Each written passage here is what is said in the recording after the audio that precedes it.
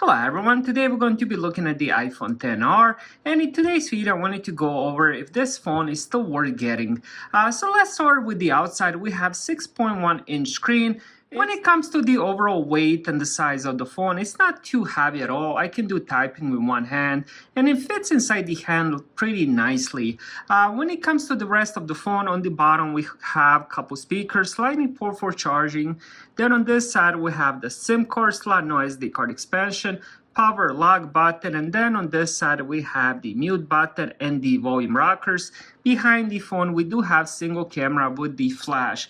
Now when it comes to the design of the phone, I really do like it. It looks really classy, and it definitely, even though it's now 5 years old, it definitely has a really classy, really good look still to this day. When it comes to the display, we're looking at 6.1 inches, 1792 x 828 pixels, 22:9 ratio, 326 pixels per inch. This is IPS LCD, and it also has 625 nits of brightness. Now when it comes to the unlocking the phone, this is probably one of the first iPhones that decided to go with the face unlock. And the face unlock itself works really good. Even if you're further away from the phone, it unlocks it immediately, and honestly I have no issues with it. At first I did miss the home touch ID, but now I'm so used to it, and honestly I love using it. Even in the middle of the night, even if all the lights are off, you can still unlock the phone with your face. Now when it comes to the rest of the display, it does have resolution closer to 720p. Also it does have IPS LCD, which a bit old technology. But on the bright note, it works really good. I mean, I end up watching a lot of Netflix, I will end up watching a lot of YouTube. Also, I end up playing quite a lot of games, and the screen itself looks really amazing. I have nothing bad to say about this phone display-wise.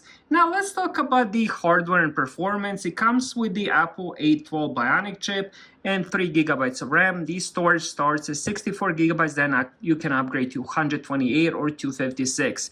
Now what I have here is just the regular 64 GB, and as I mentioned, it does have 3 GB of RAM, A12 Bionic CPU. Now to sum up the whole performance and the day-to-day use, it's really excellent. You're not gonna regret getting this phone. This phone also supports Qi wireless charging and the, of course, USB charging. It charges with the lightning cable and supports wireless charging at 7.5 watts. So it's not the fastest charging, but it does the job. When it comes to the battery life in general, it's pretty good. I can honestly get easily over a day. Sometimes if I don't use it as heavy, I could get probably close to 2 days of battery life, which is pretty amazing for me. Now when it comes to the cameras, we're looking at 7 megapixel HDR front-facing camera, and then on the back we have 12 megapixel camera with the aperture of 1.8. Now again, keep in mind this is a 2018 phone, but this phone at that year had the flagship camera. Now if I'm comparing this phone to some of the newer budget-friendly phones like Motorola, Samsung, and so on, this camera will actually outperform those. So it does have really good camera, but again, you can't compare this camera to the newer iPhones or anything newer than this iPhone, I guess. But to compare it to some budget-friendly phones, then this camera does a really good job.